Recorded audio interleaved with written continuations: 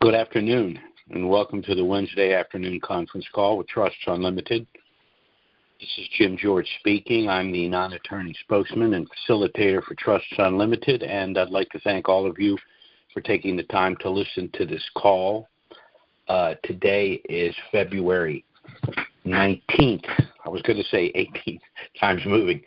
February 19th. We have a hell of a lot to discuss here. As a matter of fact, I feel a little unprepared because there's so much coming at us from so many directions. I pride myself in being able to take a lot of information and distilling it to a much more palatable thing to try to absorb, but there's just too much going on. So please bear with me. I'm doing my best here. But suffice to say, we're all, those of us that have dinar and some of these other currencies, should be feeling very good. We're in a very good place, not only in terms of the currencies, but a lot of things going on in this country right now. But let's go ahead and get into this. I've said this in the past, but the Chinese are very good at their proverbs, and one proverb they had that I've always kind of liked and been intrigued with is the saying that, "May you live in interesting times." And I think we qualify. I think we certainly do. And there's so much going on in this country right now. We have a president that ran for president, was scoffed and laughed at and ridiculed, won the election, then lost his re-election under what any rational thinking person would have to say was somewhat dubious circumstances. Then he won re-election. He's been in office, I guess, close to a month now. And President Donald Trump has told us that we're entering a new golden age. I've explained at some length what specifically he meant by that.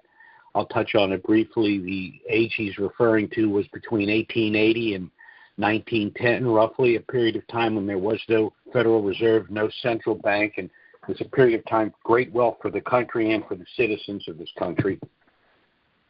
But everything he's doing now, in my opinion, points to one thing, and that is the end of the Federal Reserve System in this country. And I think that's what was always his intention. I think that's why he was despised by half of the country. You know, I say kiddingly that Donald Trump has officially entered the holy trinity of presidents. And, of course, people that don't like Trump absolutely roll their eyes. But I put him in the same class with Washington and Lincoln for one reason. All three of them have one thing in common. They were absolutely despised by half of the country. The Loyalists despised George Washington, and the slave states and slavers despised Abraham Lincoln. And now, Trump's intention to basically end the Federal Reserve and return to a constitutional system of finance pursuant to Article 1, Section 10 of the Constitution is why half of the country despises Donald Trump. But he's back in office, and he's moving toward this objective. Right now, he's conducting audits of the budget expenditures, Social Security, and he's moving to the Federal Reserve. And this has got the left in this country absolutely apoplectic. They don't want any of this to happen. And people that don't like Trump, well, for any reasonable person, you have to ask yourself, why are they so upset? What specifically is wrong with doing an audit? Seems to me if you were auditing a group of individuals and one of the individuals was vehemently opposed to the audit, maybe that's the person you need to be looking at a little more closely. But that's where we seem to be. Now, Donald Trump, as I said, kept talking about a new golden age, but he tends to talk a little bit innocuously. And what he could be referring to, in addition to the end of the Federal Reserve, is a return to a gold standard. Now, we're moving through something called Basel compliance, and it means that the value of currency should not be based on a fiat system, meaning respective country simply saying our money is based on the full faith and credit of our country. It has no backing. It's just an empty promise. But Basel compliance means that the value of a currency relative to other currencies is based on the known natural resources in that country and the ability to bring those resources to market. Now, as an American citizen, that's important for us, but as an American citizen who has dinar and some of these other currencies, this is very important. In the case of the dinar, the argument for the windfall profit is that we purchased the dinar at a time that it had been placed in a program rate, meaning for international political reasons, it was being punished, it was being sanctioned, and the world community said it was worth zero. But when we go to bank to do our exchange, it's going to be when the dinar is reestablished itself, and it's going to be based on Basel compliance. In other words, the wealth of that nation. And as I've postulated on a number of calls, in my humble opinion, Iraq per square mile might be the richest country in the world, meaning that its Basel IV compliant rate should be one of the highest against the U.S. dollar in the world. So we purchased the currency for nothing, and we exchange it for a substantial amount. This is where we find ourselves. Now, there was a recent meeting in the Middle East, in Dubai, between Sudani and, of course, the CBI of Iraq, the U.S. Treasury, and Federal Reserve. And basically, the outcome of that meeting, without giving us specific details, was that the United States was praising Iraq for their monetary reform and said that they have achieved security and stability. Security and stability what was necessary in order for the new exchange rate to be released. And for my own opinion, I think we're on the threshold of that happening. Now, we don't want to see it happen today or tomorrow or in the month of March, because that means taxes would be due on April 15th. That really gives us a short period of time to decide how and when we're going to do our exchange. In order to pay a tax, we're not exactly sure what the tax is. But if the revaluation were to occur in April, I believe it's going to occur in April. And if it does occur in April, we don't have to worry about taxes to the 15th day of the first month of the next quarter, which would be July, which gives us time to hold the currency to allow it to appreciate even further. It also allows us to basically pursue the idea that this should be taxed as cap gain rather than ordinary income. And frankly, we have the right administration in place to make that argument to someone that's willing to seriously consider it. But we always have to look at the worst case scenario, which is its ordinary income. But we need time to try to establish that perhaps it should be long-term cap gain. But that's a discussion to have after the dinar hits the Forex. But it seems that the nations are returning to gold-backed currencies and walking away from the Western Central Bank fiat system. Now, the Western Central Bank fiat system goes all the way back to 1604. And this is a situation that's been unfortunate ever since then, because what this means is that in order for citizens of these respective countries to purchase goods and services, they need to borrow the money in order to make those purchases. It's a form of enslavement. But once we go back to a gold-backed system and eliminate this arbitrary loaning of a fictitious currency, of course, it enriches everyone. Now, in recent times, there have been two instances where individuals tried to establish a gold-backed currency and walk away from the Western fiat system. One was Muammar Gaddafi of Libya, and the other was Saddam Hussein of Iraq. And shortly after their pronouncement, they both suffered rather ignominious deaths. Gaddafi was basically shot in the street, and Hussein was hung. Now, the reason for hanging Hussein, as we know, had to do with the invasion of Kuwait, but in my humble opinion, it had as much to do with the establishment of a gold-backed currency. Incidentally, the death of Abraham Lincoln has always been ascribed to the South and the Civil War. However, it's also true that Lincoln was in the situation where he was ending the London Central Bank. So it always seems that the London Central Bank and the central bank system is involved. As a matter of fact, every president that has either been assassinated or who survived an assassination attempt, every one of them either stated emphatically or suggested that they wanted to end the Federal Reserve and our central bank system, including Donald Trump. So we have to ask ourselves, who's really in charge here? What's really going on? Why do we have to borrow money when the Constitution, again, through Article 1, Section 10 of the Constitution, allows for a people's currency, an interest-free currency? But Donald Trump has made it pretty clear that he wants to end the Federal Reserve. First, he walked into the White House with a bust of Andrew Jackson. He was the hero of the Battle of New Orleans. We've discussed this. We expelled the British during the War of 1812. It's not a coincidence that in 1811 the United States ended its central bank arrangement with the Bank of London. A year later, of course, we're invaded.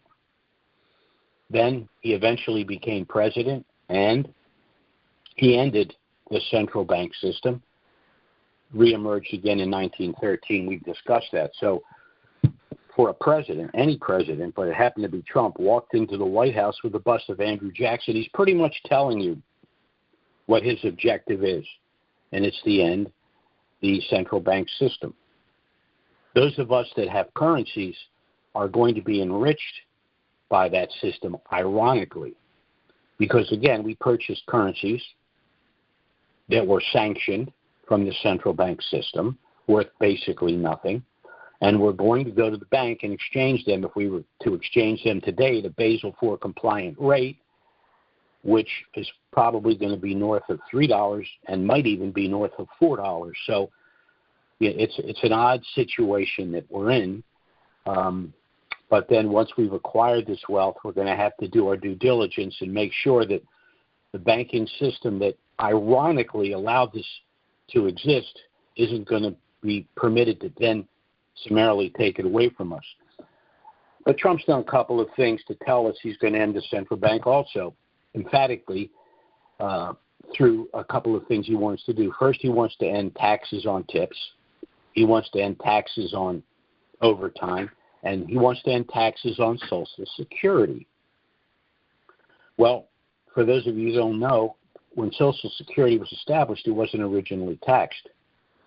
The law to tax Social Security was introduced in the Senate by Joe Biden.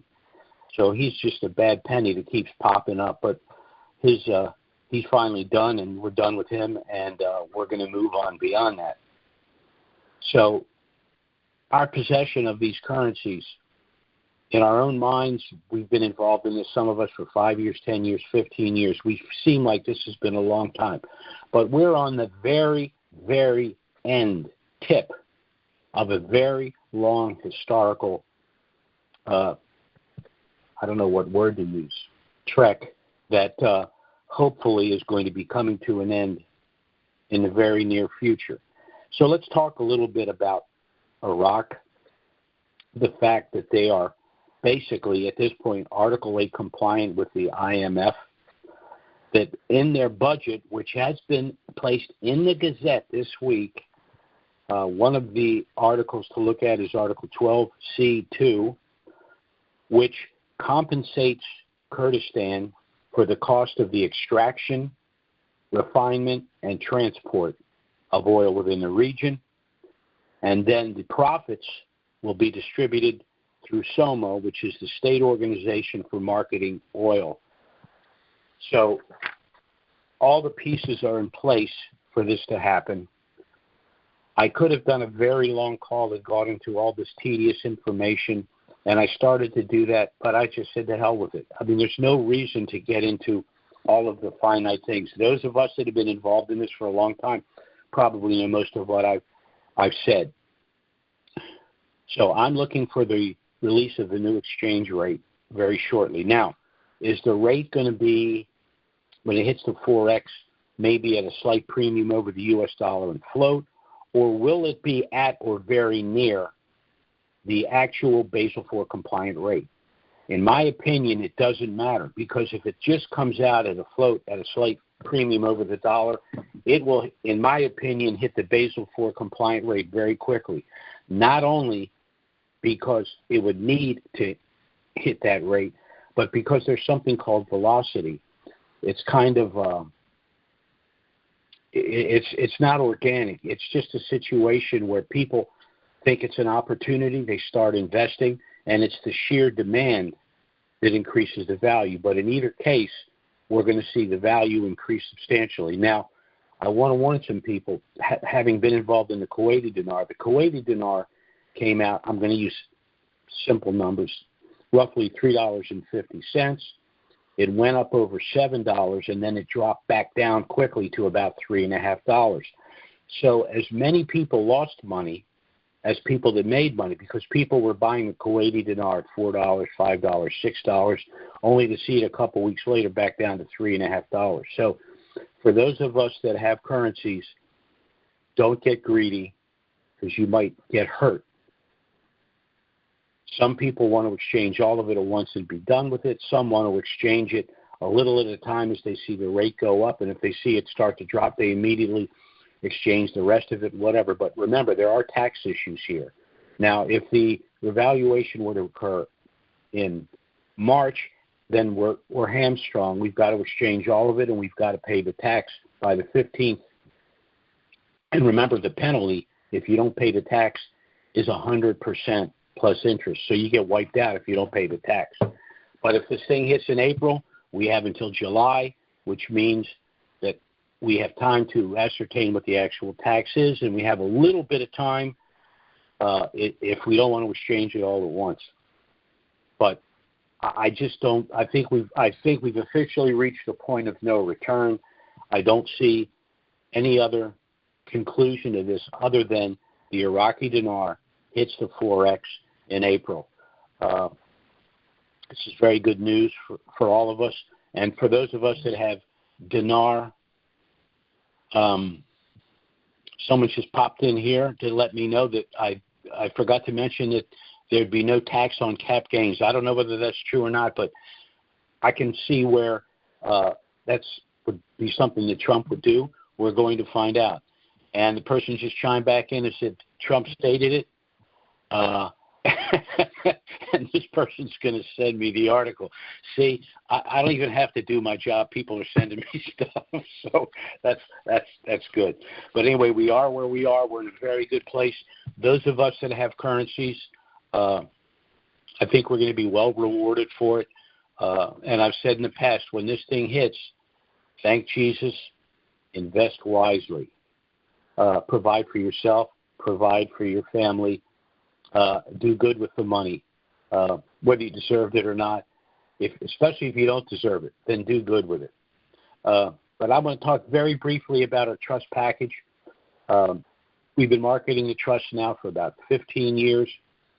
The very simple way to explain it before I get into it is this. If you have an asset that you believe is going to increase substantially in value, and that's even an understatement, because what's happening with the Iraqi dinar has never happened before, and it will never happen again. Again, because we purchased a currency that was sanctioned in a program rate which was worth next to nothing, and it will be transitioning to a Basel IV compliant rate for a country that, in my opinion, per square mile is the richest country in the world. You literally will make $1 million of dinar, which costs you roughly $1,000, a multimillionaire. That's the math. That's not hyperbole. That's not wishful thinking. That's the math. That's based on what you paid for the currency and what the Basel IV compliant rate for its currency is. You need look no further than Kuwait. If I believe Kuwait may be the most valuable currency against the U.S. dollar in the world, and the wealth of Iraq dwarfs that of Kuwait. So that's where we find ourselves. Now, by establishing your trust pre-RV, you enjoy certain benefits that you cannot enjoy post-RV.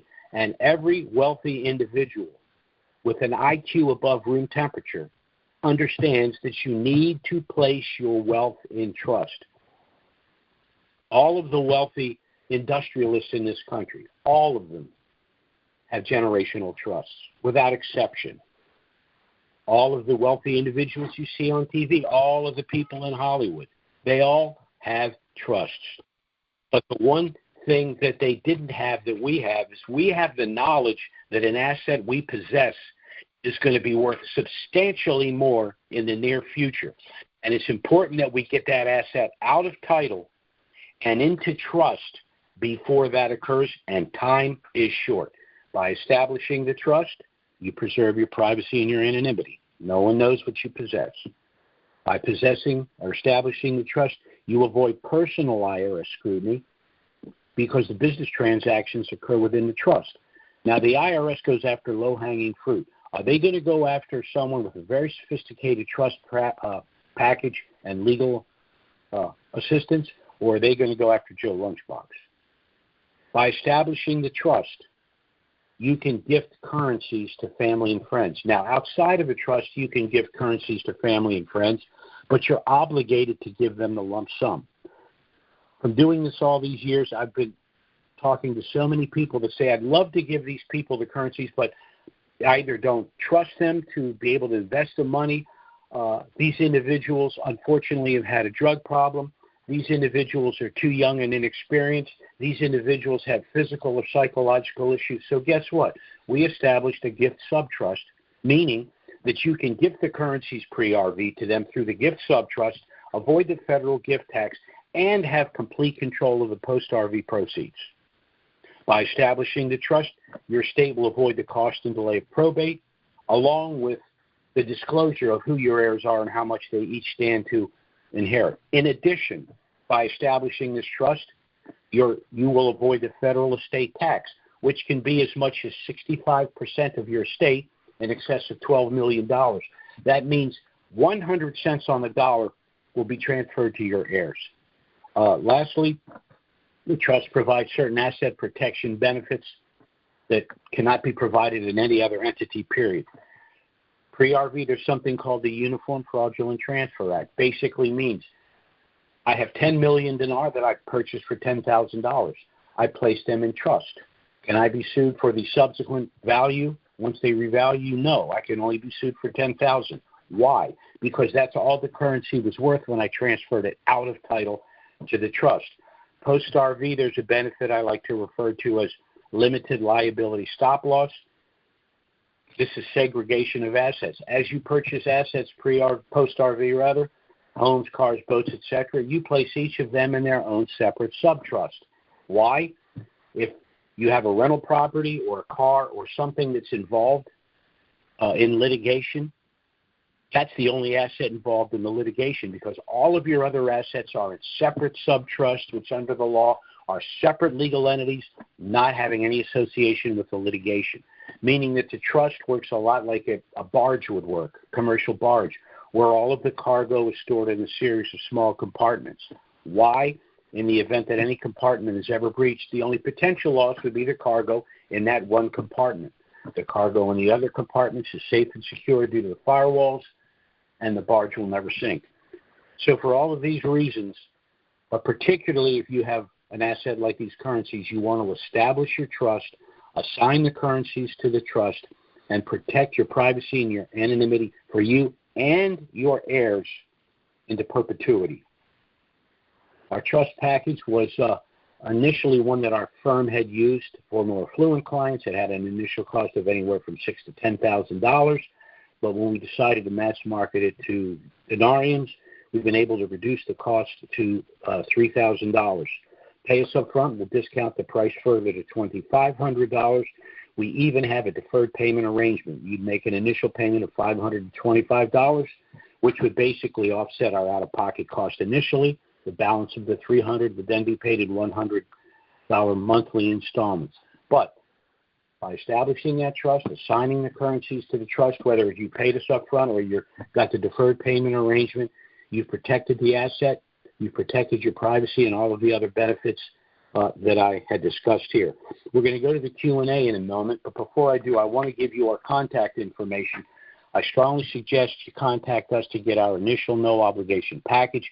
It does contain everything you need if you wish to proceed with the establishment of your family asset protection trust, but you're under no obligation to do so. You can review the package, contact us by phone or email. If you have any questions, we'll be happy to assist you. Again, if you're ready to proceed, everything you need is in the package.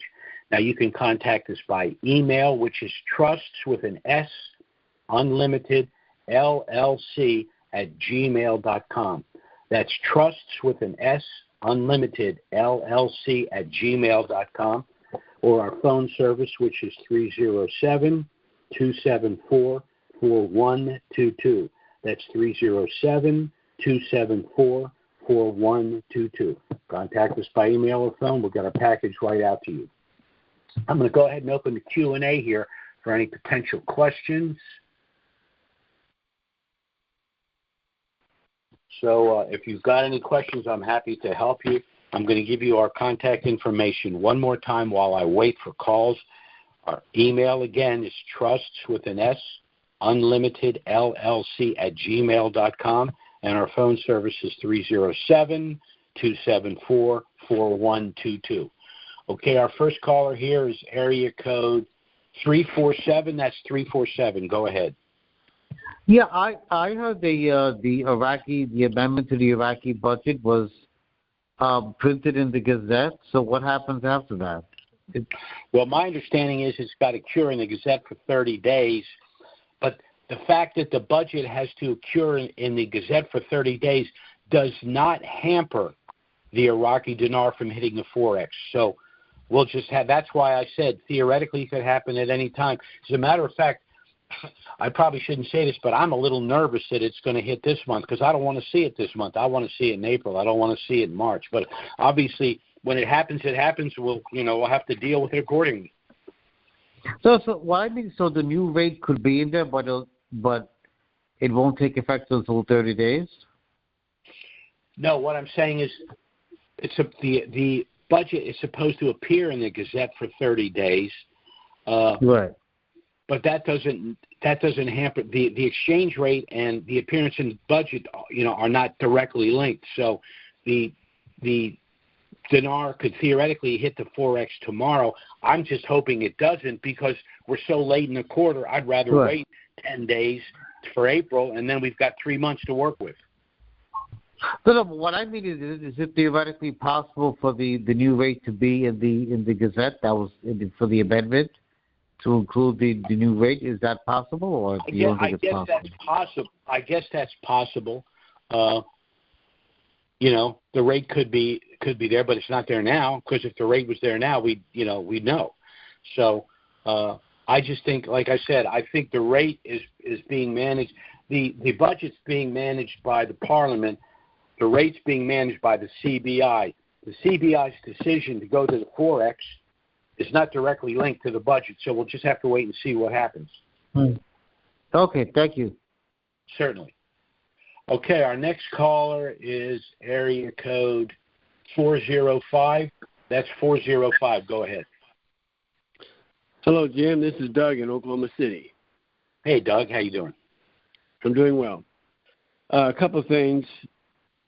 The Iraqi budget the new budget takes place April 1st, and I think you've gone over this in the past, that it isn't really necessary for the new fiscal year to start and have the rate in place. It can be, this goes to the thought that we hope that it doesn't go into effect until after April 1st, but it doesn't necessarily mean that it must be in place. Is that correct? Yes, the two are somewhat unrelated. However, expenditures in the budget need to be paid at 1310 or the new rate. But let's say they go to the Forex and the rate is there. Even that rate's going to fluctuate. So there's some math involved here. But from my perspective, the important thing is nothing happens at this late date in March before April 1st. I don't care what happens. If it happens I don't care if it happens April 1st or April 25th. I don't care. If it happens in April, in my opinion, we're all golden. Well, because we've got about 45 days till April. So, there is some leeway. But I'm of the same thought process that I would rather be able to mull over what we're going to do for 60 or 70 days versus having to go through the process. Second point. The other issue is we'd have to go to the IRS to determine what the tax is, and that's going to take probably 4 to 6 weeks right there. So exactly, right. So we would be if we had to pay taxes on April 15th, we would have no choice but to pay the ordinary income tax and file for a refund, citing sections of the code that suggest it's cap gain. But if it happens in April, we don't have to pay taxes until July, so we can preemptively go to the IRS and say, what the hell's the tax? And they're going to have to tell us because they can't jerk us around on that, especially with this administration. That's not going to happen. We're going to get the answer. As a matter of fact, he may even come out and tell us. He may say, hey, the Iraqi dinar revalued. I know a lot of you have dinar. Guess what? It's cap gain. That's the guy that's running the show right now. As kind of leads into my next question is that when he was in office previously, one of the things that he showed disapproval of, he says we spent $3 trillion with Iraq and Afghanistan and the loss of, 8,000 or 9,000 soldiers, and we came away with nothing. We should have at least got the oil. Those were his words. And so yes. From that perspective, do you think that the U.S. is still, maybe even quietly, still really involved in the process of the revaluation? Oh, absolutely. I think the U.S. is the number one holder of dinar outside of the country itself. So that's the way to be recompensed is, if we have trillions of dinar, well, there you have it. Well, the point of the question was, how much influence do you think we have over when it revalues? I think we have more influence than any other country. And from that perspective, as part of the liberation, yes. And the United States, he could still sanction banks. There's things we could do to kind of pressure them to get this done. I think that when Trump talks about the golden age, he's talking about Basel-compliant currencies versus fiat currencies. And, of course, Iraq's got to be on his mind, not because necessarily we have a lot of currency, but because you said it yourself, the blood and sweat that we lost in order to get them to this position. Fortunately, we have a president, a leader, who understands the implications of the quarterly tax system.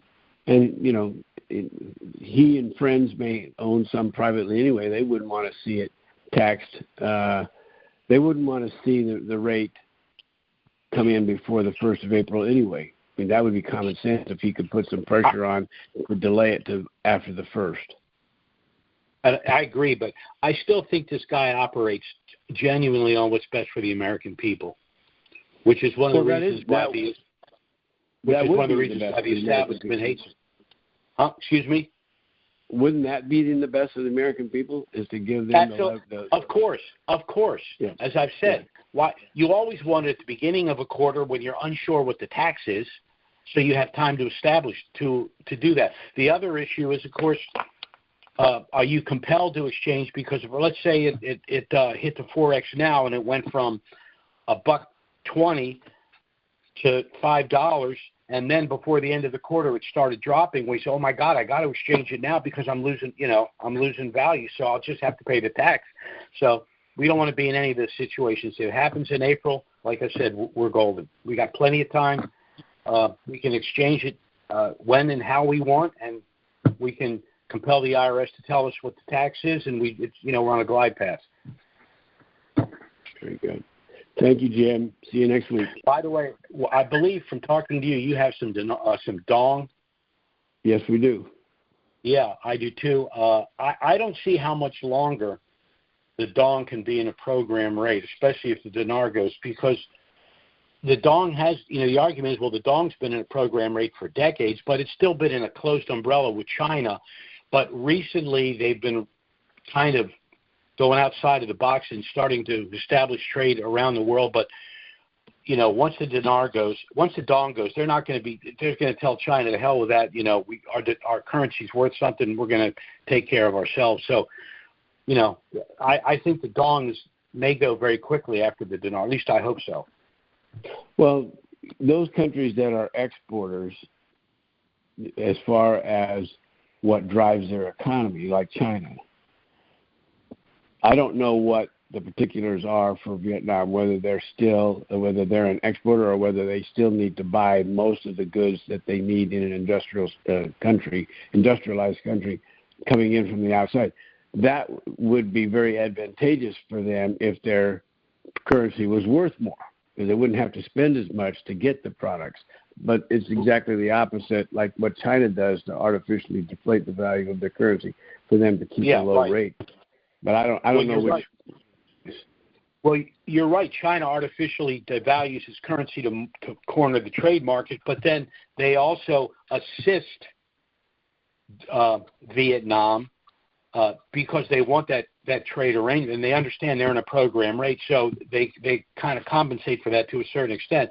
But you just can't keep a country locked up when the world is transitioning away from fiat currency. They just can't do it, because the country will they're starving the country. Their currency has to hit its equilibrium value at some point.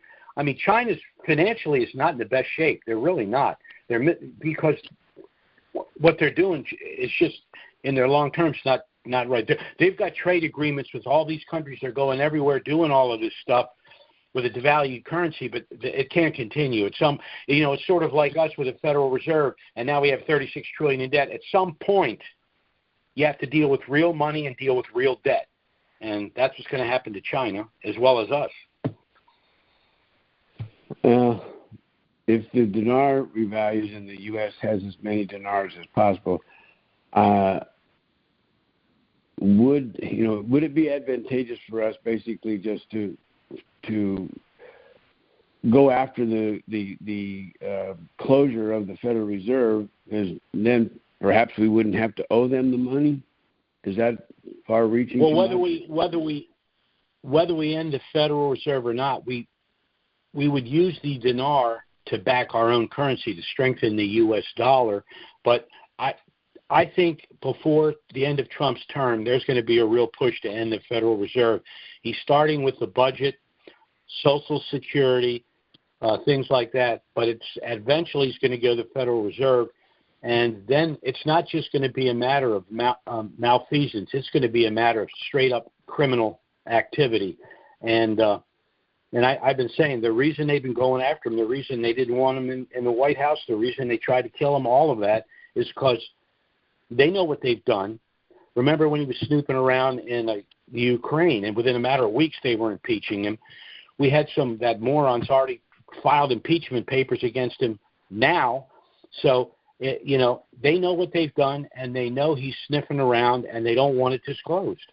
But he's had 4 years to reassess, and I think it's a done deal. I think what's coming, they can't stop it, and it doesn't matter whether Trump's president or not. It doesn't matter whether Trump's alive or not. We have J.D. Vance, we have Mike Johnson.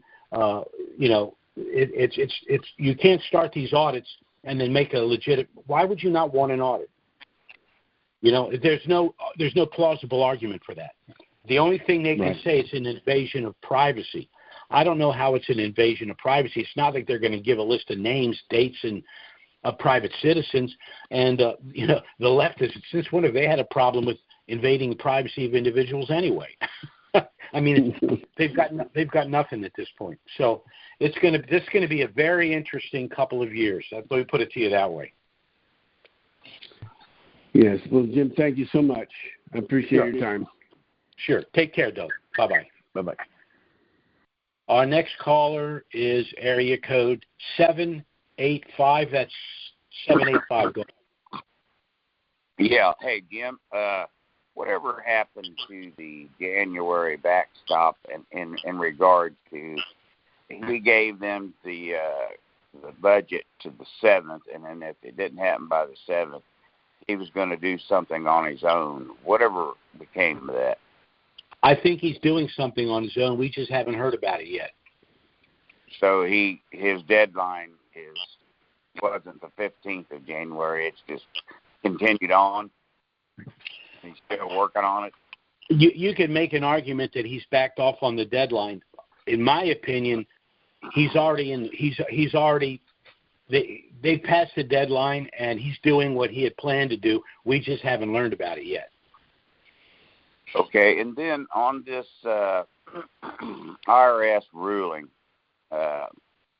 if this thing is so close, I know their IRS is nobody's friend, but if this thing is so close, why don't they just go ahead and announce and that what it's going to be, cap gains or ordinary income? Well, you have to understand, it's ordinary income to them. They're not debating whether it's ordinary income or cap gain. It's ordinary income to them. What I'm saying is that we will have the money and the clout to go to them and say, this is why it should be cap gain. Okay. But if the taxes are due on April 15th, we have to pay the ordinary income and then proceed with hoping to get a refund based on cap gain. If this thing happens in April, we have until July 15th to make our case legally that the tax that's due then should be cap gain, not ordinary income. But if it happens tomorrow, we have to pay the ordinary income. Well, personally, I don't care if it happens the 29th of March. I just like to see it over with because I understand.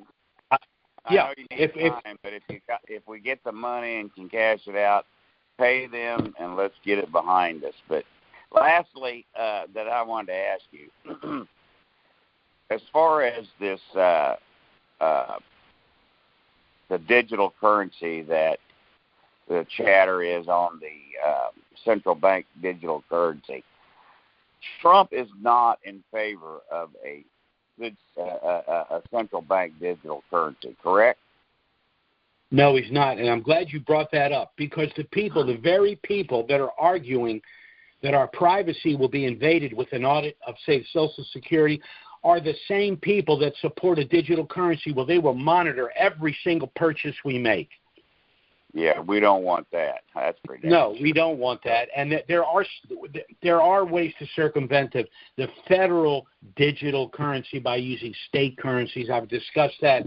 But this hashtag resistance crowd, they're so full of crap. It's hard to care. They look moronic with their nonsense. So, it doesn't make sense for Trump to want to end the Fed and him also wanting a digital currency. That don't make any sense. Of course not. And so he does it. So, and then lastly, if the Federal Reserve is holding the dinars that our country would cash out, and then whatever we turn in goes to the Federal Reserve, they control that. How does Trump get that revalued currency out of that Federal Reserve? He may not want to. He may want to hold it. It's a valuable currency. We hold reserve currencies. The Iraqi dinar arguably may be the most valuable currency on the planet. We want a substantial amount in our reserve anyway. It's a gold derivative because of the wealth of that country. So, and there's a lot of scuttlebutt about stuff going on with our gold supply, audit our gold reserves. Something's going on with the Bank of London.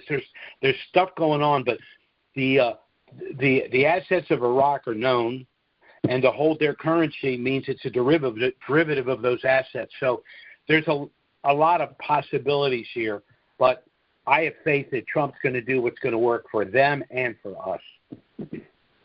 I guess what I'm getting at is if it revalued tomorrow and the Federal Reserve is not part of our government, okay, let's just say tomorrow Trump ended the Federal Reserve. Well, they're holding all the dinar. Ain't they going to be ticked that he ended their Federal Reserve? And if he's saying, well, we want those dinars revalued so we can pay you, whoever. If he's ended the Federal Reserve, why would they give him the dinars that they're holding? They could just say, well, first of all, I don't know that he has the power to unilaterally end the Federal Reserve. And right. Second, if the federal government holds dinar, if it's not in the Federal Reserve, it'll be with the U.S. Treasury, it'll be somewhere else. But the point is, in order to back any country's currencies, they tend to hold reserve currencies of other countries, and the premier currency will most likely be the Iraqi dinar, which we have a substantial amount of. So however it's being done, it's going to back the U.S. dollar, and that's a good thing. Now, the U.S. Treasury is part of the government, but the Federal Reserve is not. So it's a private corporate. Correct. Right. Correct. So the dinars could be at the U.S. Treasury instead of in the Federal Reserve being held, right? That's a good question. I don't know if the Federal Reserve. I don't know if the Federal Reserve is. I'm sorry. Go ahead. I'm just wondering where those dinars that the federal government is holding, and the ones that we will turn in, will go to the U.S. Treasury, which Trump, I think, would control because it's not separate like the Federal It's part Reserve. of the executive branch. The Federal Reserve is a private corporate. The Federal Reserve is a private corporation that's contracted to produce our currency at interest. The right. U.S. Treasury is a different entity. Yeah, that's what I'm thinking. I just hope that the dinars are in the Treasury, not at the Federal Reserve. So thank you, Jim, for everything you do. Certainly. Thanks for your call. Bye-bye now. Okay, our next caller is area code 973. That's 973. Go ahead. Hey, Jim. How are you? It's Kevin. Yeah, Kevin. How are you? I'm doing well. Thanks so much for your time, by the way. I Sure. wanted to so please, just for clarity, I guess, you talked about April. Was that more so, based upon the fundamentals as far as your prediction, or is that more so just like a preference in relation to taxes? Well, it's beginning of the fiscal year for a lot of countries, the United States being one. There's a calendar year, there's a fiscal year, and I'm just saying I hope it's not a fundamental. I'm just saying I hope it doesn't happen late in any quarter. I want it to happen early in the quarter so that we can exchange it in an orderly fashion and so that we can ascertain the tax.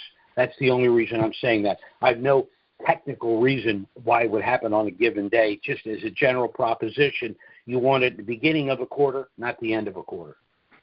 Got you. Okay, that makes sense. Yeah, because you said it a few times, but you're highly well versed in kind of what's going on, and like you called out at the beginning, you're like, there's so much that's happening. So, just today alone, whether it's the budget being published yesterday and the 3 laws and all these different things, and then the resumption of the oil, right, as well as the budget table set to be sent this week. I was like, when I'm hearing April, it kind of threw me off because I personally, just based off the fundamentals, like we said, I can't see us going any further than the end of this month, right? Especially with Ramadan I understand. Well, let's say hypothetically it happened on March 1st. That would give us 6 weeks before taxes actually be due. So I think we'd be okay with that. What might happen is we might not get the response we want from the IRS, which would mean we'd be forced to pay the ordinary income tax and then file for a refund. it is what it is. If it happens on the last day of the quarter, then we're just going to have to deal with it. I just saying in a perfect world, we want it in the first couple of weeks, if not the first month of any given quarter, but it is what it is. Got you. Okay. And then as it relates to, because I know the mechanism that has always been talked about for the revaluation or reinstatement, it was the drop the 3 zeros project, right? So as the exchange rate exists now, right, which is 00076, if they were to drop the 3 zeros, that would mean you would have a 0.76 exchange rate, which the inverse of that would be 1 dinar would equal $1.32. Is that slight premium over $1 that you were mentioning before? What I'm saying is when it hits that internal in-country, the reinstatement at 0.76, which, as you're saying, is roughly at 76 cents per dinar, that's going to change, in my opinion, in a millisecond. Okay. Because, so you're because saying that go ahead. It's the best scenario I can give you is the Kuwaiti dinar against the U.S. dollar, and Iraq wealth dwarfs Kuwait. So it's now. Is it possible that if it were to hit the Forex on the last day of a given quarter and it has not appreciated very much by the time taxes, when you have to send the IRS a check, then that sucks. And I guess that's possible, but that would almost have to be planned. And if it was the Biden administration, I think it would happen. I think Trump's the other guy. I think Trump's going to make sure that doesn't happen to us. But we'll just have to wait. I think Trump wants it to come out as strong as possible. I think that benefits Iraq. It benefits us as a country. Yeah. Right there. But I also think he's aware of the timing. He don't want it to pop the last day of a quarter because he understands what that means. I mean, he's a businessman. He's not some Washington wonk, that's never done a 1095. It's all W-2. So it's a different animal. Yes, I agree. So, I mean, in light of that then, would you say that, so fundamentals aside, we already kind of established what the fundamentals are saying, which is, sooner rather than later, if not beyond imminent, right? But would you say that when it happens, like let's say that process of dropping those zeros happens, that it would, like you said, it would be simultaneous. So it would be like they drop the 3 zeros, reinstate on the Forex, and then at the same time that the rear would then kick in, which is like that $3 to $4 plus rate. Well, the simplest way to say it is, what was the value of the Kuwaiti dinar the Iraqi dinar when it went into a program rate, $3.22. The country was in shambles, and the currency was at $3.22. So it's got to get there, if not initially on day one. I would say just throw out let's say within 10 days, how could the thing not be north of $3 or maybe even $4? I mean, people know what it's really worth, One of the reasons they do this cloak and dagger thing is because they're worried about speculators. But speculators, currency people that are involved in specialists and arbitrages, they're going to know what the Kuwaiti dinar is worth. Doesn't matter what it hits the Forex. They're going to know what it's really worth, and they're going to act accordingly. So will we. Yes. Okay. Excellent. All right. Well, I appreciate your time, Jim. Thank you. Okay, Kevin. Take care. Bye-bye now. Our next caller is area code 949. That's 949. Go ahead. Hey, Jim, it's Robin. Can you hear me? Yes, sir. Okay, good. I'm, I've texted you many times. Well, I'm on the West Coast. Yeah, can you address those 3 zeros being removed? Would they remove those 3 zeros and then give us a lower, so a $25,000 note will become a $25 note? Could that happen? Thank you. The removal of the 3 zeros initially establishes the value of the Iraqi dinar, and in our case, versus the dollar. So if the 3 zeros are gone, we've got 0.763, which means an Iraqi dinar is worth roughly 76 cents against the U.S. dollar. If it were to hit the Forex, hypothetically, at that rate, Would it stay at that rate? Of course not. Why? Because the Basel IV compliant rate of the country, in my opinion, is clearly over $3 and probably over $4. Shabibi said in his opinion the dinar should be worth $16. And he was the one that initially established the protocol for the monetary reform, which the CBI is currently following. So, that's where we are with that. There's been a lot of talk about, well, they're going to remove the 3 zeros and our $25,000 dinar note is only going to be a 25 dinar note. I utterly reject that. Central banks, arbitrage firms, specialists, they're not loading up on the dinar because they're going to get ripped off with that notion. So I don't see that happening at all. Okay, thank you. Thank you. Certainly. Okay, bye-bye now. Our next caller, area code 443. That's 443. Go ahead. Hello? Yes, I'm here. Hi, Jim. It's Gina from Maryland. How are you? Couple questions for you. I'm Sure. all right. I haven't been able to get to you one-on-one, so I'm going to come back at you in this forum, or come to you in this forum, and then All right. we'll see where it goes. First question is this trust, is this considered a simple estate planning trust or a more complex? Well, those are kind of unusual terms. It's a complex trust. It's a spendthrift trust. It's an asset protection trust. It's all of the above. And as I said, it's designed to preserve your privacy and your anonymity. Allows you to avoid the cost and delay of probate and the federal estate tax. It's a common law trust. It's not a statutory trust. A statutory trust, that's the real demarcation. Is it statutory or is it a common law? Statutory means it's a trust established by a state for that state. A common law trust is a trust that's valid in all 50 states. So that's what you have.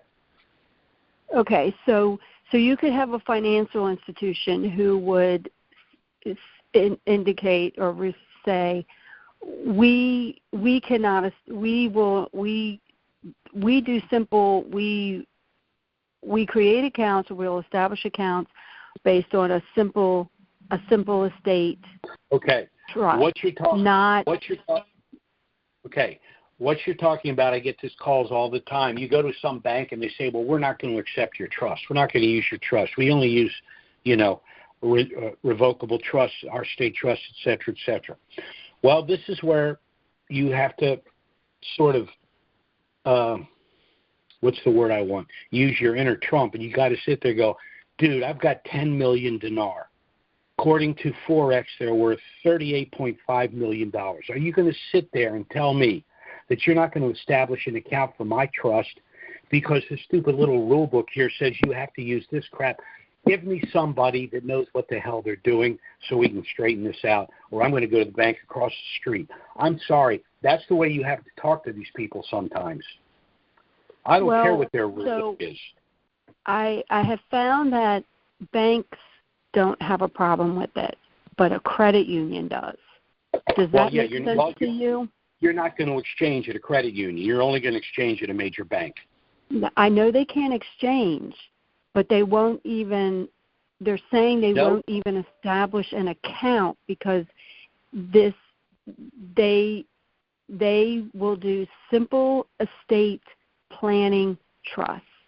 And this one, from their aspect, is not that. Well, I have my trust. My Trusts Unlimited Trust has an account at a credit union. I had no problem at all. I can't imagine. First of all, you're not going to initiate the account at a credit union. The credit union's not going to do the exchange. I wouldn't worry at all about setting up those.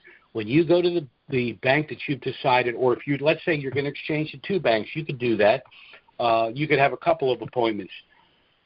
Your arguing point is it's my currency. I wanted my trust account. If we can't do that, I'm going across the street. You have to have that attitude, or you have no protection. You have no privacy. You've given it up. Right, I understand that. So I know that they can't do the exchange. I understand that, and I have picked up from some things that you've said through the years on the institutions that we think might be viable. I mean, I could say them. I don't know. I mean, I've heard Chase come up on these calls, and I've heard Truist come up on these calls. Yeah, the big banks. Yeah. Right. Yeah. So, but I have a concern about the banks and their liquidity and what may be looming out there. So while I have a plan, right, if this works out, I mean, there are things that I want to pay off, and get some people in my family debt free. But I don't want all that money left sitting in the bank while I'm trying to figure out what I'm doing with it. Well, you're going to go to the bank. So I thought the credit union might be safer. Go ahead. You're going to be limited to where you can go to do the exchange.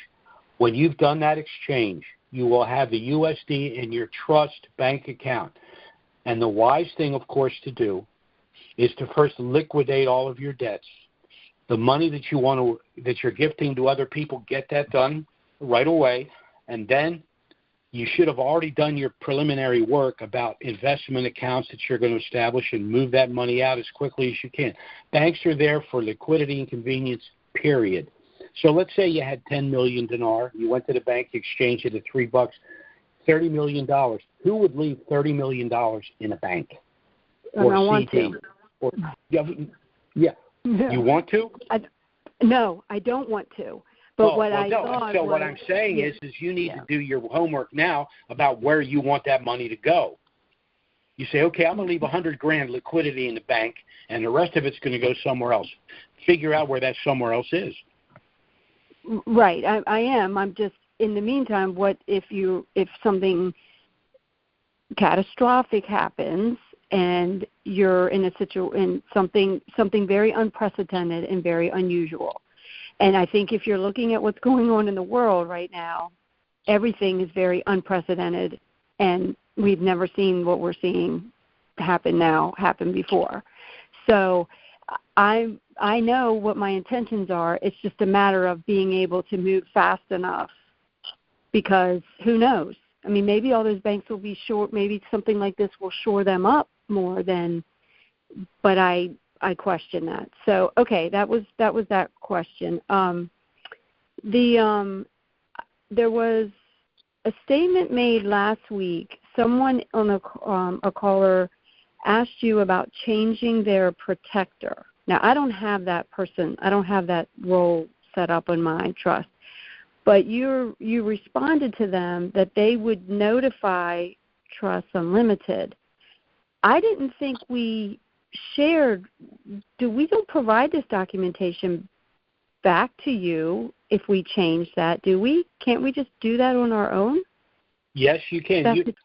If you want to amend your trust, you should come to us, but you don't have to do that. You may have a firm you're working with. You may feel confident amending it yourself. That's on you. As I've said many times, the only cost to your trust with Trusts Unlimited post-RV is paralegal fees for funding the sub-trusts, adding or removing trustees, and adding a protector. Now, the trust calls for 2 trustees and a protector. The reason we've suggested you only a pre-RV go with 1 trustee is for 2 reasons. Number 1, there's nothing for the trustee to do pre-RV. And number 2, that means when you go to the bank, the only person you need to take with you is the trustee. If you have 2 trustees and a protector, once again, the know-nothings at the bank want them all there, even though the trust specifically says you can conduct any transaction with 1 trustee. So rather than have this nonsense with the banks, we basically cut them out of the loop by doing it in a way where they don't have a problem. Right, I understand that. But so at some point, are we supposed to provide our documentation back to Trusts Unlimited to have a recordation of it? All you're going to do is go to Trusts Unlimited and say, I want to add a second trustee and a protector. Their name, my name is such and such. The name of my master trust is such and such. I want to add such and such as a second trustee and such as a protector. We'll amend the trust, and you'll receive a notification of a paralegal fee based on some nominal fee to make those changes. You'll also contact us and say, I'm buying a beach house in Boca Raton and I want to create a subtrust for it, and we'll take care of that. So yes, we'll be servicing your trust, but the issue of the trustee is based solely on what's involved in the exchange. Okay, so at this point, I have my documentation. I have a trustee. All my documents are notarized, and in some cases, I do actually already have some accounts established at some banks in the name of the trust. I wanted to go ahead and do that. I know you cautioned against it. I wanted to have it done, and okay. But you guys don't. Trusts Unlimited does not have any of my documentation notarized and stuff. I never provided that back. I don't need to at this point. No, we don't want it. We wrote the trust. We know everything that it says. We just don't have a copy of the executed document. We have the blank. We don't need any of that stuff. We don't want any of that stuff. Okay. All right. And then so you told me it wasn't a real hot item, but it was that certificate of units of capital document. Mine is not executed because I wasn't really sure. I wasn't really sure what to do with it. I was having trouble understanding what to do with it. There are documents like that aren't critical to the trust. The reason you want them executed, once again, because the know-nothings at the bank are going to look at and say, why isn't this executed? This document is, they don't know what they're talking. We're dealing with people that don't know what the hell they're doing, so we have to go through these baby steps to deal with them. We need to do the exchange. We need the bank in order to do that, but they don't understand that the reason you've established this trust and what it can do. They don't understand any of that. That's the problem. You're an adult and you're talking to a child. That's the problem. I understand. And so I will at some point. I would like to connect with you, one-on-one to talk about that because I don't want to. Let me write down. Hold on. Let me write down. How about I give you a call this afternoon? Will that work?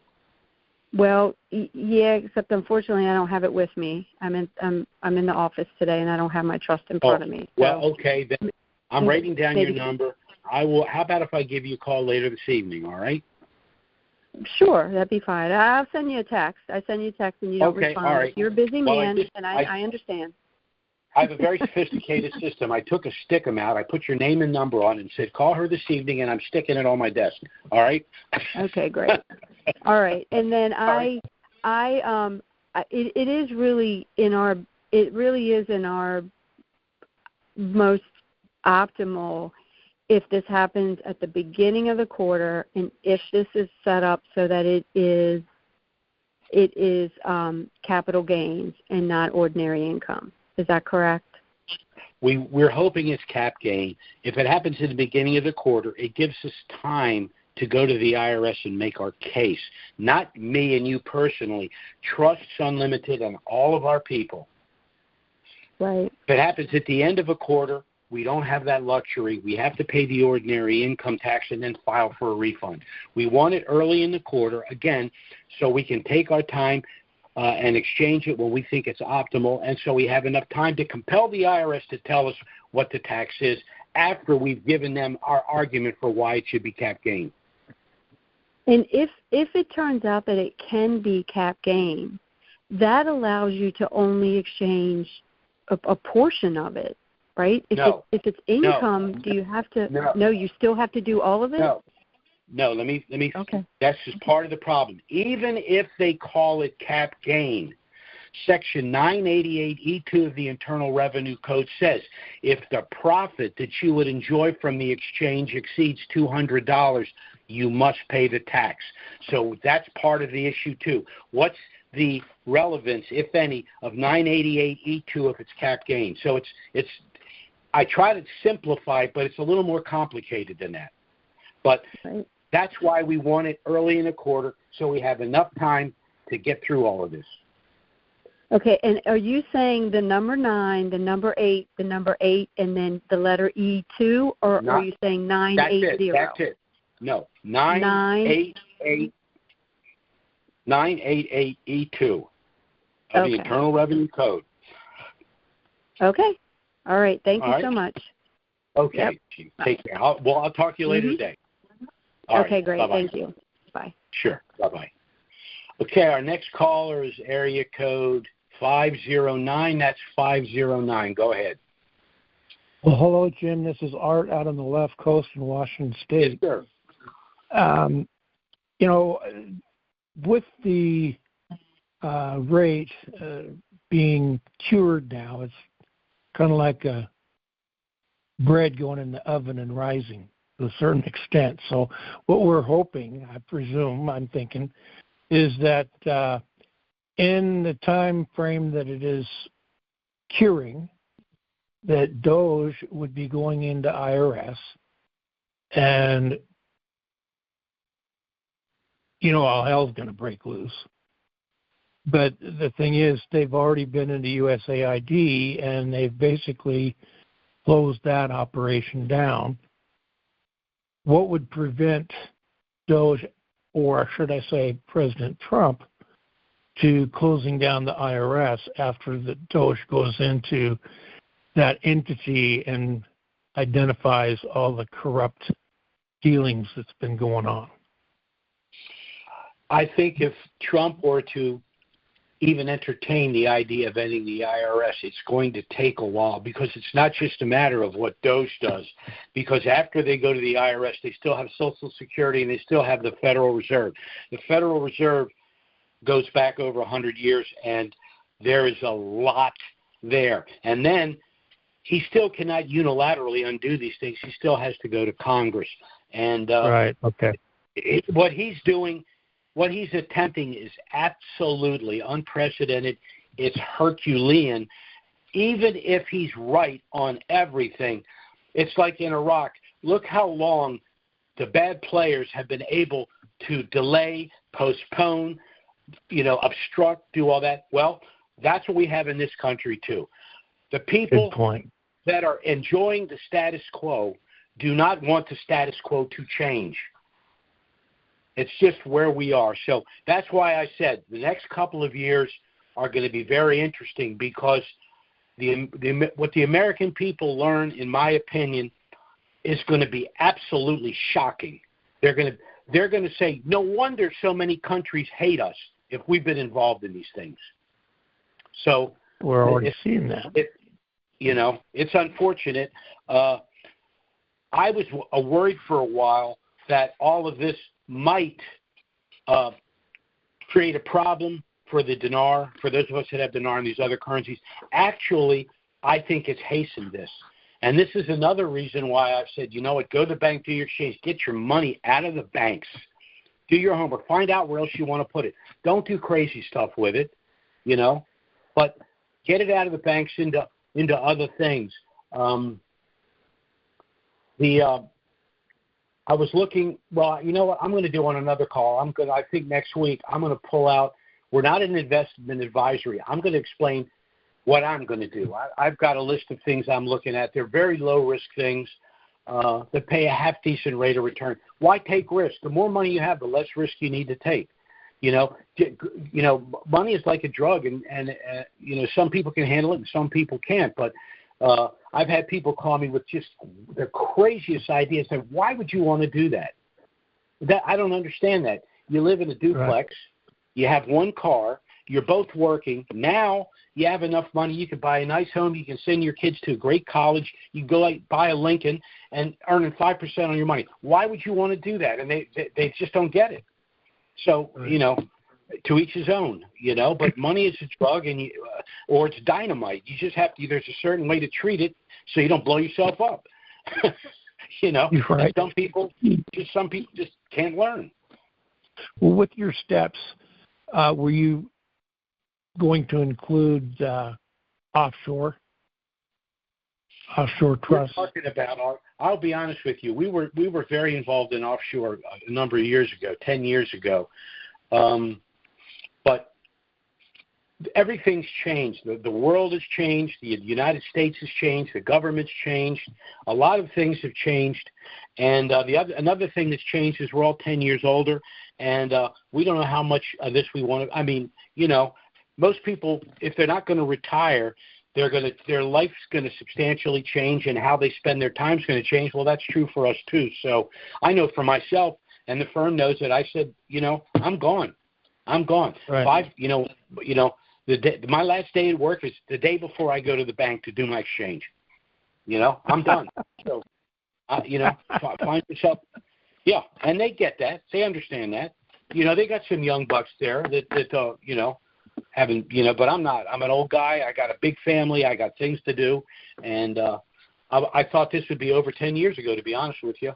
I really did. Right. But I was basing it on the Kuwaiti dinar. The Kuwaiti dinar, I was in and out of that in 4 months.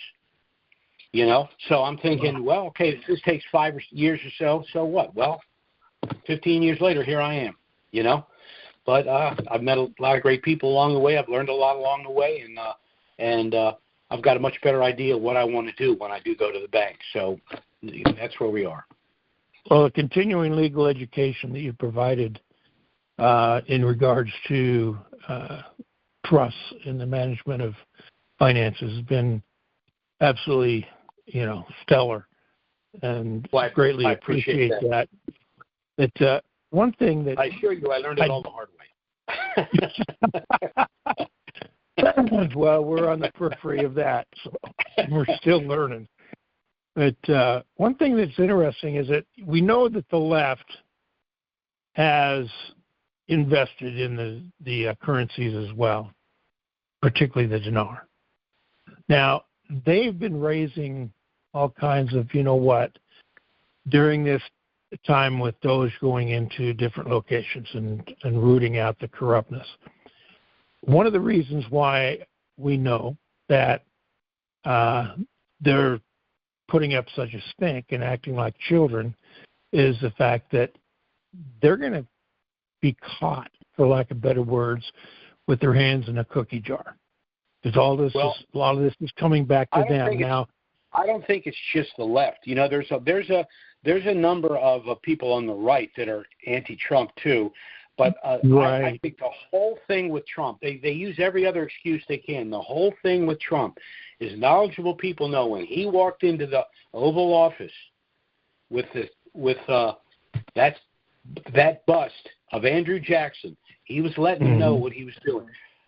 And I've said it before, the Federal Reserve System of the United States is the bastard child of the Western Central Bank system that goes back to 1604, which is basically making us pay interest on the money we need to purchase goods and services to live. So from my perspective, and I've said it, the Western Central Bank system is the longest-standing uninterrupted criminal event in history. And Donald Trump wants to end it. And once again, you've got people that are enriched by the status quo. And they don't, and they've done everything. They've impeached him, they've sued him, they've indicted him, they've incited people to take shots. They've done everything they can, and the guy is, stronger than ever, more popular than ever. So that's why he's got a hedge of protection. Yeah, but this is absolute. Usually people don't understand when they're living something, the historical value of it. But 100 years from now, they're going to be reading about our great-grandchildren. They say, you were there when he was president? Really? What was that like? What he's doing is truly historic. And the people that hate him are so myopic. They're so overcome with this nonsense of his style or whatever. They don't understand what the guy's doing. He's their best friend, and they don't even know it. Unless they're part of the criminal activity, in which case he's an existential threat. But right, and that's where it comes in. That's where it comes in from the standpoint that they're just their finances, their accounts, as I believe, will be clawed back, regardless of whether they have dinar or dong or whatever it is, and all their other their assets. It's not just the finances. It's the fact that they're a social pariah. I mean, they literally won't be able to walk down the street for fear of people pointing at them and chiding them. And I just think that we're on the precipice of an awakening that is just going to shock the world. But listen, we can go all day, but I got to move on. We got other callers here. All right. Well, you take care. Thank you, my friend, okay. and God bless you always. You too, brother. Take care. Bye-bye now. Okay, our next caller is area code 763. That's 763. Go ahead. Hey, Jim. It's Monty from Minnesota, checking in like I always do.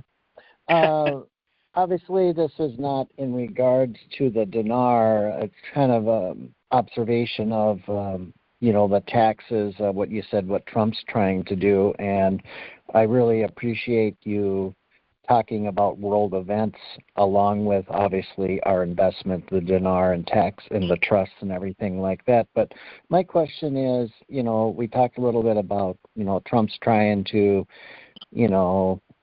no taxes on Social Security, no taxes on tips, obviously some other opportunities that would benefit us as a citizen to lower our taxes. My question is, if you could describe to our group how that process would involve to make that a legality. It's my understanding that to make a big change like this, you need a 2/3 vote. It's just not a majority. If you could comment a little bit about that. Obviously, it sounds like they're going to find a lot of corruption and kickbacks once, Elon gets into the IRS. I mean, right now we have a majority in the House, but we would still need some Democrats' help to get a 2/3 vote. I'm thinking Trump could really strong-arm some of these people with all the dirt. Either vote for this or, all hell's going to break out. Just wanted to get your thoughts on that. Well, you kind of answered your own question. What he's doing is he wants to make these changes. They're huge changes. He knows he can't do it alone. He needs the Congress to assist him with this. So what he's doing is he's basically exposing all of the corruption, the graft, the criminality that's been involved.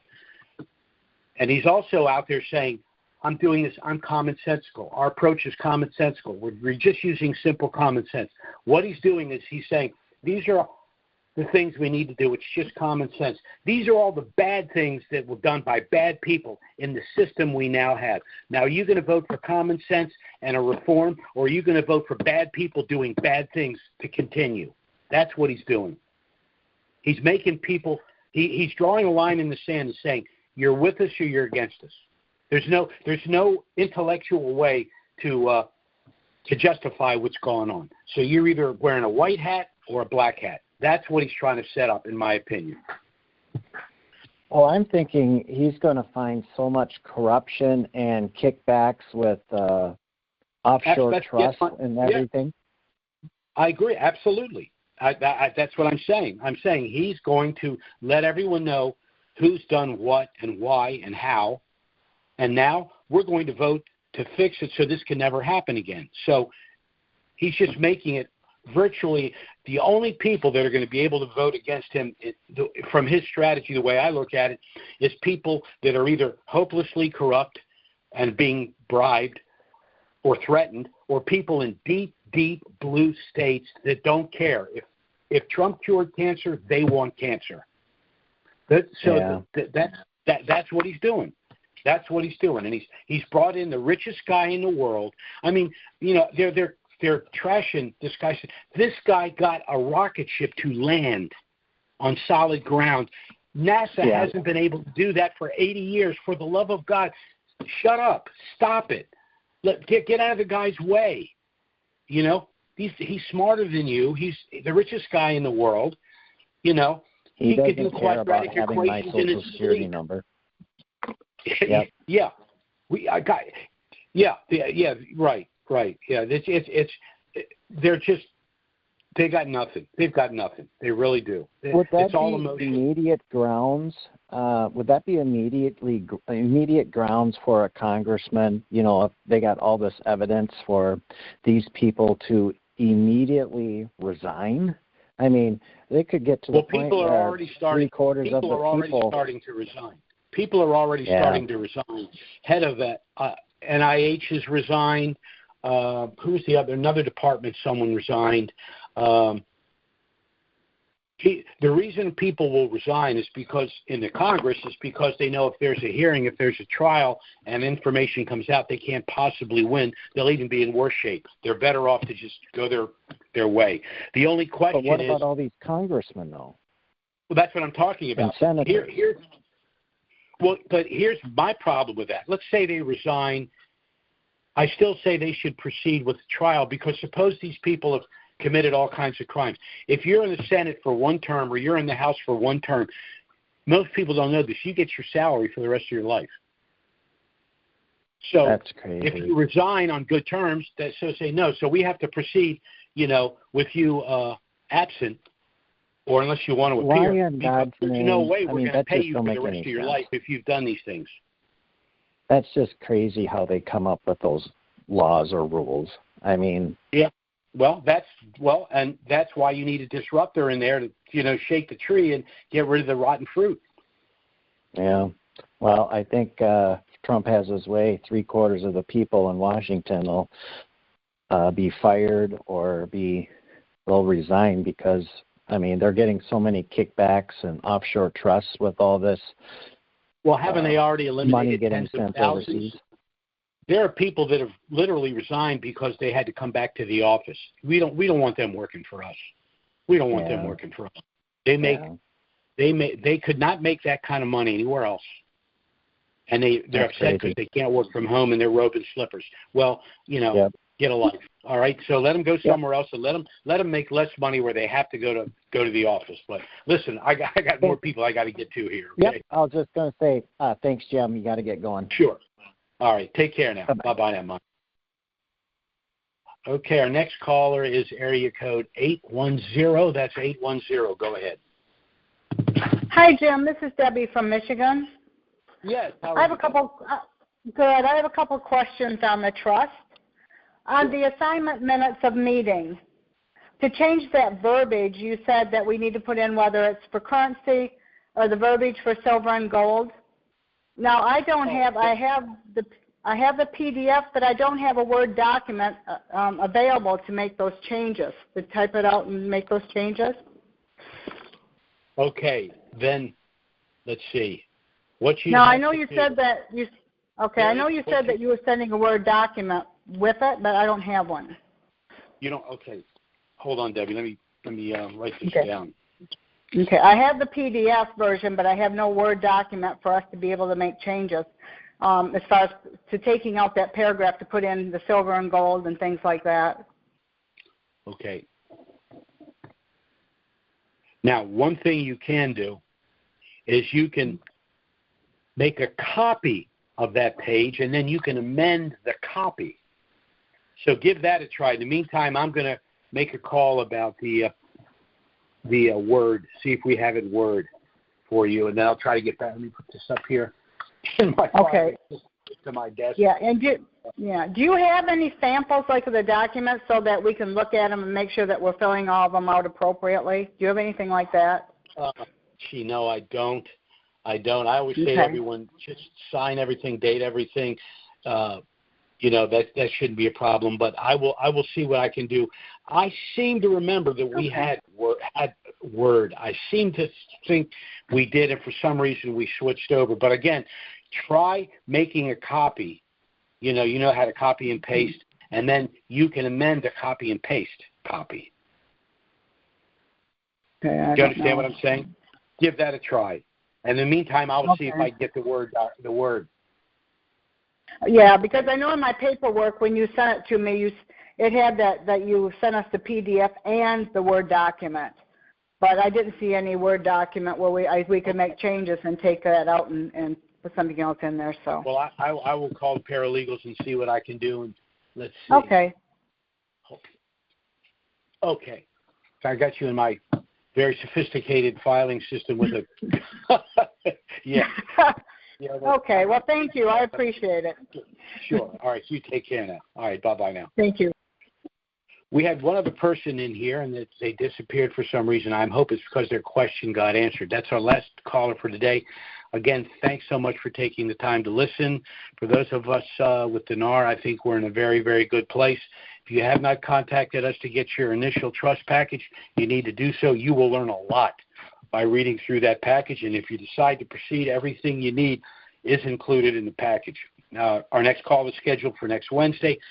Certainly, if something of a dramatic nature were to happen between now and then, we'll try to get out an emergency email and schedule an emergency conference call. But failing that, we'll be back next Wednesday, noon Eastern, 9 a.m. Pacific. Thanks so much for listening, everyone. Have a great week. God bless.